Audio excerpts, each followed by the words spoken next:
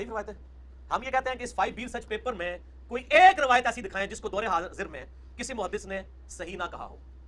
मैंने मसला 191 रिकॉर्ड कराया था, अहले हदीस की खूबियां और खामियां, बहुत पहले। मैंने उसमें भी बताया था कि मैंने इल्म को एक जगह यकजा किया।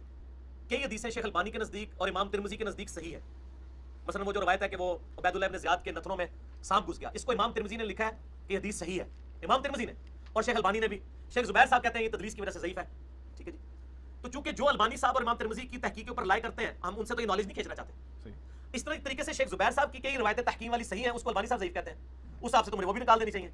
तो हमने ये किया था कि मुझे सारी चीजें पता है। हम ये कहते हैं इस पॉम्फलेट में 200 रवायतें, कोई एक रवायत ऐसी बताए जिसको बिल इजमा तमाम मुहद्दिसीन ने ज़ईफ कहा हो। किसी न किसी ने सही कहा होगा, हमने नॉलेज एक जगह जमा किया।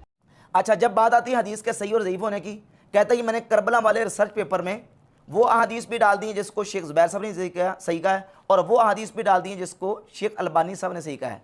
इसीलिए हमने करबला वाले रिसर्च पेपर में भी आप देखेंगे कि बाज़ हदीसें ऐसी हैं जिनको अलबानी साहब ने सही कहा और जुबैर लिजई साहब ने ज़ईफ कहा, मैंने वो भी डाल दी।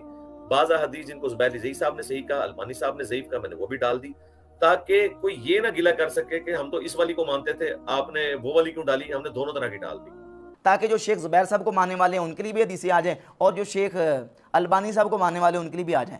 यहाँ तो तुमने दोनों डाल दी, लेकिन जब रफ़ा दैन और नमाज के ऊपर तुमने रिसर्च पेपर लिखा है, वहाँ तुम्हें सांप सूंघ गया।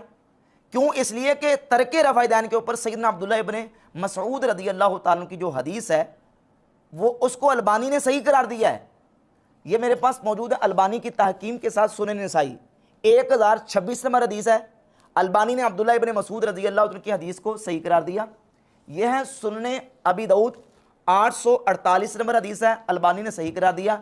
यह है जामे तिरमिज़ी 257 नंबर हदीस है, इसको भी अलबानी ने सही करार दिया, जिसमें सैयदना अब्दुल्लाह इब्न मसूद रज़ी अल्लाह तआला फरमाते हैं, अला उसल्ली बिकुम सलात रसूलिल्लाह सल्लल्लाहु अलैहि वसल्लम, क्या मैं तुम्हें रसूलुल्लाह सल्लल्लाहु अलैहि वसल्लम की नमाज पढ़ के दिखाऊं?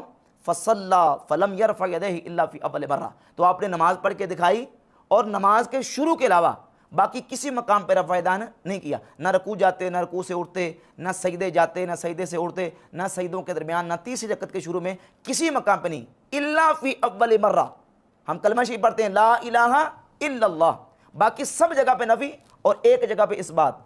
तो फरमाया कि आपने रफ़ा यदैन नहीं किया इल्ला फ़ी अव्वल मर्रा, सिर्फ और सिर्फ इब्तिदा में रफ़ा यदैन किया, बाकी किसी मकाम पे रफ़ा यदैन नहीं किया। इस हदीस को अलबानी ने सुन्ने निसाई की तहकीम में भी सही कहा, सुन्ने अबी दाऊद की तहकीम में भी सही कहा, और सुन्ने जामे तिरमिज़ी की तहकीम में भी सही कहा। और इमाम तिरमिज़ी रहमतुल्लाह ने खुद इस हदीस को हसन करार दिया, और इमाम तिरमिज़ी रहमतुल्लाह ने इसके नीचे लिखा बिही यक़ूलु गैरु वाहिद मिन अहलिल इल्म मिन असहाबि नबी सल्लल्लाहु अलैहि व आलिहि वसल्लम, हुज़ूर अलैहिस्सलातु वस्सलाम के कसीर अहले इल्म सहाबा यही कहते हैं कि वो नमाज के शुरू के अलावा बाकी मकामात पर रफ़ा यदैन नहीं करते।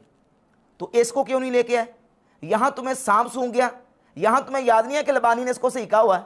आपने नमाज वाले रिसर्च पेपर में इसको डालो, क्योंकि अलबानी साहब ने सीखा है। मैं जी वो करबला वाले रिसर्च पेपर में अलबानी साहब की सही कही हुई भी ले आया हूँ और शेख जुबैर साहब की सही कही हुई भी ले आया हूँ। तो सिर्फ अपने मकसद के लिए वो मीठा मीठा हापअप और कौड़ा कौड़ा थू थू करता है।